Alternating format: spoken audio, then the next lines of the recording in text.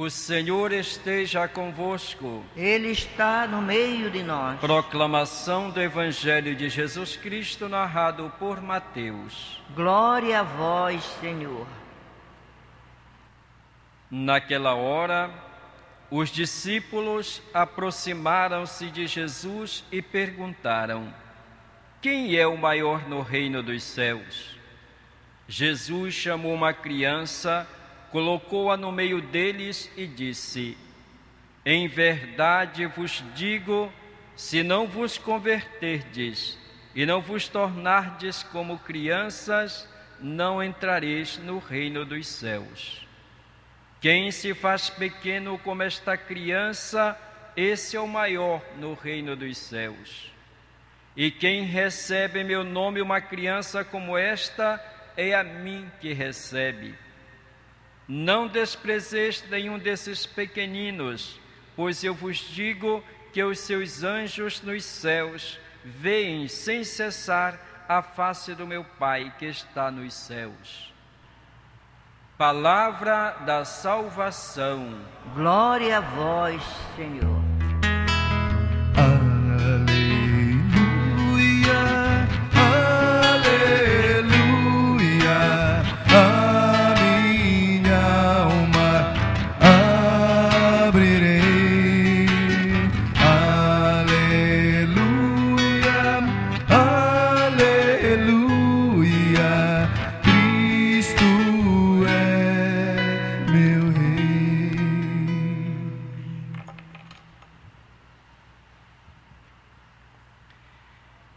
Queridos irmãos e irmãs, devemos sempre agradecer ao Senhor nosso Deus, não cessar de agradecê-lo, porque Ele é um Pai de misericórdia, é um Pai providente, é um Pai que cuida de nós. Ele nos criou, Ele nos salvou por meio do seu Filho Jesus, cuida de cada um de nós, não nos deixa desamparados, porque Ele nos conhece, sabe que somos frágeis e que precisamos continuamente do seu socorro. Eis porque Ele coloca ao nosso lado os seus auxiliares, vamos dizer assim, para cuidar de cada um de nós. Os anjos da guarda são criaturas de Deus que Ele coloca ao nosso lado para que cuide de nós, porque nós passamos por provações, por tribulações, por tentações, por perigos.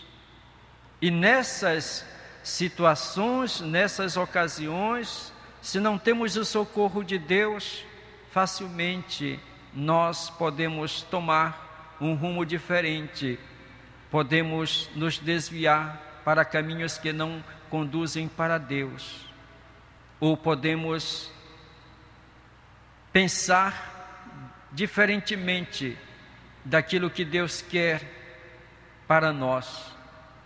Portanto, Deus é providência divina que cuida de nós e devemos então agradecer. São Bernardo, falando sobre a festa de hoje, ele toma este versículo do Salmo: a teu respeito ordenou a seus anjos que te guardem em todos os teus caminhos. Ele diz o seguinte: esta palavra, quanta reverência deve despertar em ti, aumentar a gratidão, dar confiança, reverência pela presença, gratidão pela benevolência, confiança pela proteção. Estão aqui, portanto, estão junto de ti, não apenas contigo, mas em teu favor. Estão aqui para te proteger, para te serem úteis. Na verdade, embora enviados por Deus, não nos é lícito ser ingratos para com eles, que com tanto amor lhe obedecem e em tamanhas necessidades nos auxiliam. Portanto, os anjos são ministros de Deus, colocados a serviço de nós, criaturas humanas. E aqui se revela, mais uma vez, este cuidado, este amor de Deus para conosco.